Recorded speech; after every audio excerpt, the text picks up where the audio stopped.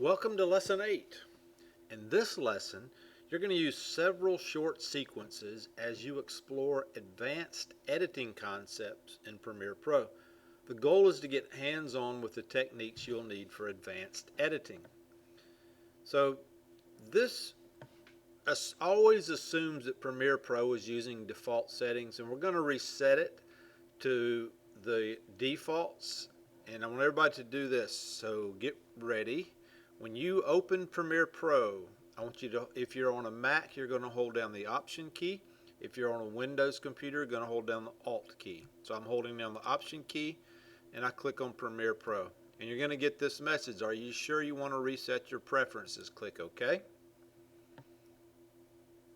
And that's resetting everything to the default, which in this instance, that's what I want us to do. And then we're going to open Lesson 8. So go to Open Project.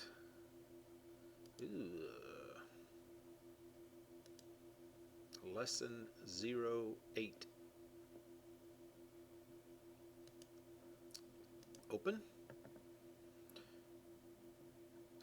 Says I'm missing some stuff. We're just going to click OK.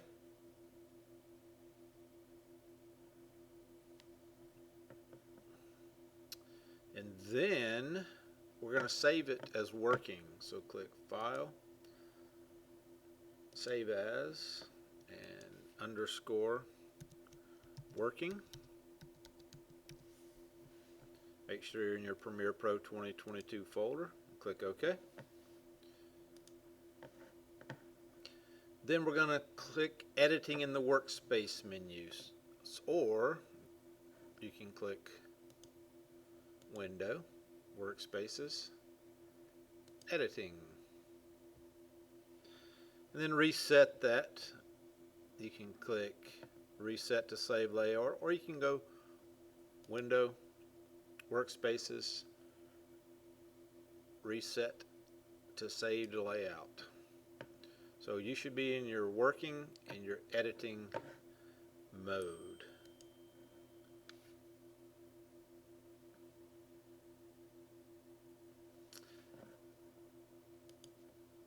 Alright, so we are now going to perform a 4-point edit. In previous lessons we used the standard technique of 3-point editing. You used a combination of 3 in and out points split between the source monitor as well as the program monitor or timeline panel to set the source duration and location of an edit. But what happens if you set 4 points, you may ask? The short answer is you have to make a choice. It's likely that the duration you've marked in the source monitor differs from the duration you marked in the program monitor or in the timeline panel. In this case, when you attempt to perform the edit using a keyboard shortcut or on-screen button, a dialog box is going to warn you that the durations don't match. It's going to ask you to make a decision about what to change. Most often you'll discard one of the points. So, let's perform a 4-point edit, shall we? You'll change the playback speed of a clip to fit a duration set in the sequence. If it's not already open, which it's probably not, in the timeline panel, open the sequence 014 point. 014 point.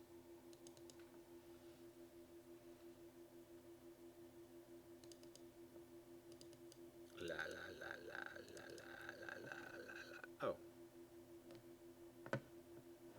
It is open. Okay. Whew, that was tougher than it should have been. Alright. Play through the sequence to review the content.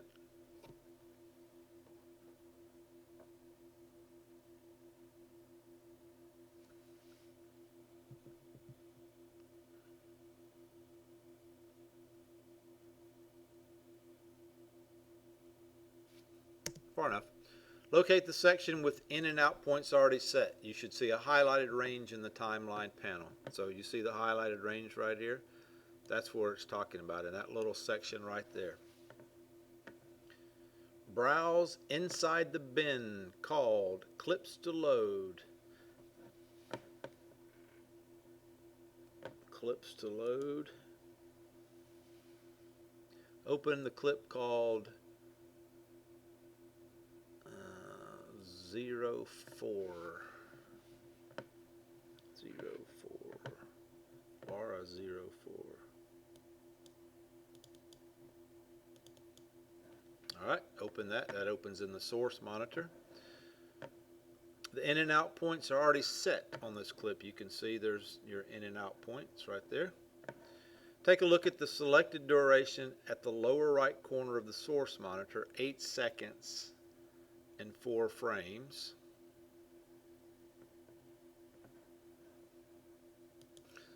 Okay, sorry I got interrupted. So, what it was saying to do, take a look at the selected duration lower right corner of the source monitor. You see right here it says 8:04 is what's been set. Next, take a look at the selected duration at the lower right corner of the program monitor, and you can see only 2 seconds and 5 frames have been selected. This duration difference is important when performing a 4-point edit because the way you decide to resolve the difference can have a huge impact on the result. In the timeline panel, check that the source track indicators are patched correctly with source V1 positioned next to timeline video 1. V1 by timeline video 1. Okay.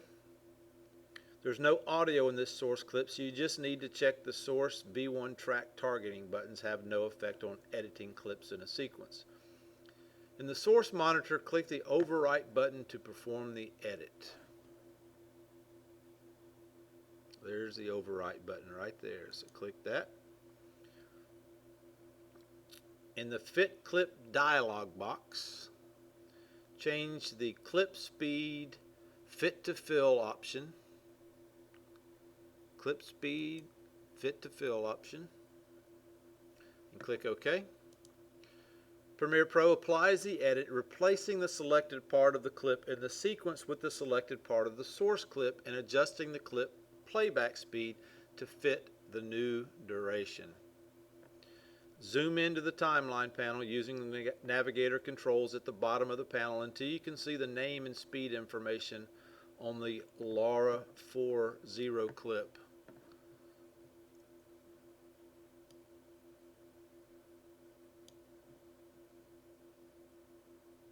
Right here. So you can see right here Laura 4 and then 369.81. Play the sequence to see the result of the edit and the speed change. So let's go to the beginning. Let's play it.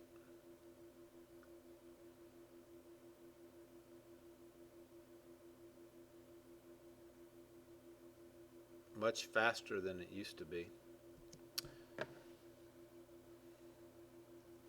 The playback may not be super smooth. You'll learn ways to improve the results when applying speed adjustments next.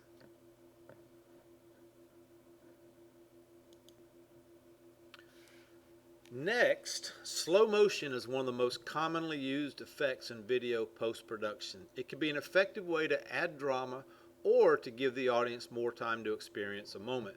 You might change the speed of a clip for a technical reason or for an artistic impact. So let's try this. Open the sequence 02 Laura in the snow. Laura in the snow. Alright. And let's play the sequence. So let's go to the beginning and let's play it.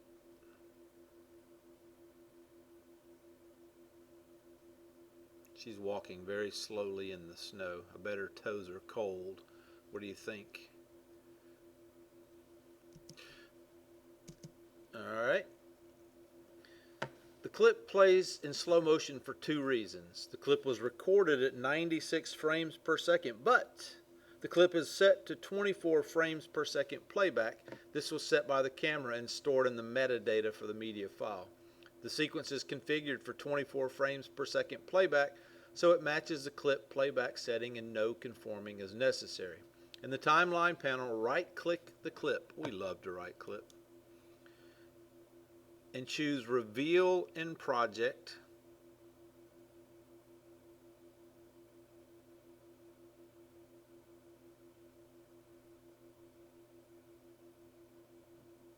Reveal in project.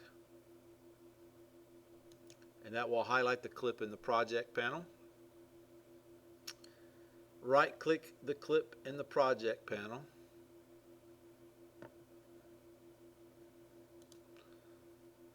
And choose modify.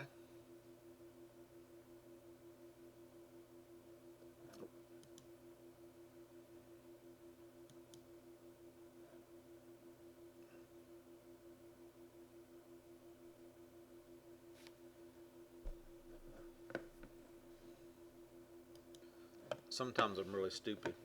Over here, I don't know why I was clicking the timeline source. I confused myself. Right click and modify and interpret footage. You'll use the interpret footage dialog box to tell Premiere Pro how to play back this clip. In the playback frame, in the frame rate area, select assume this frame rate.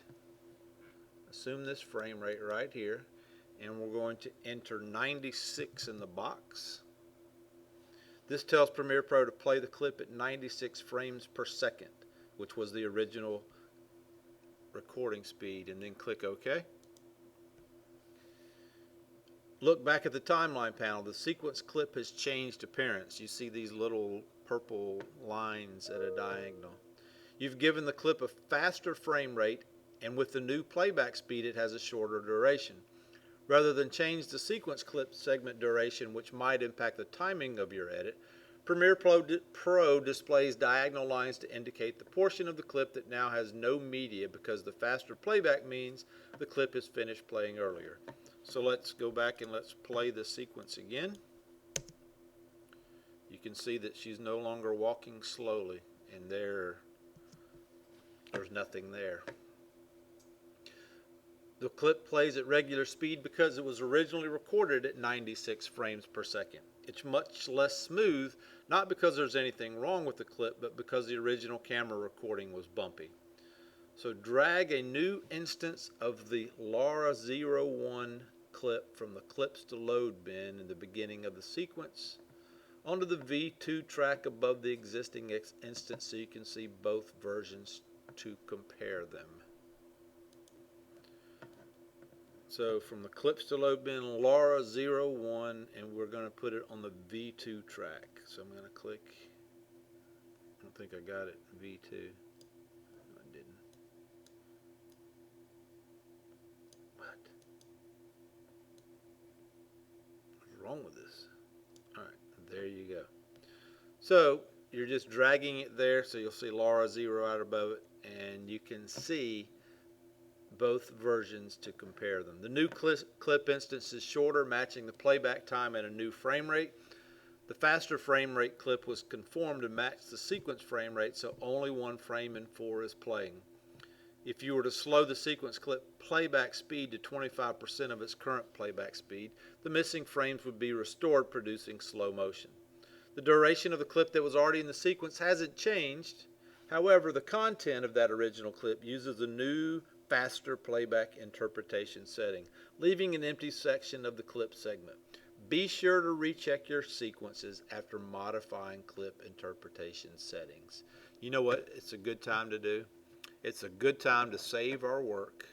Click File and then Save, and this will end this video.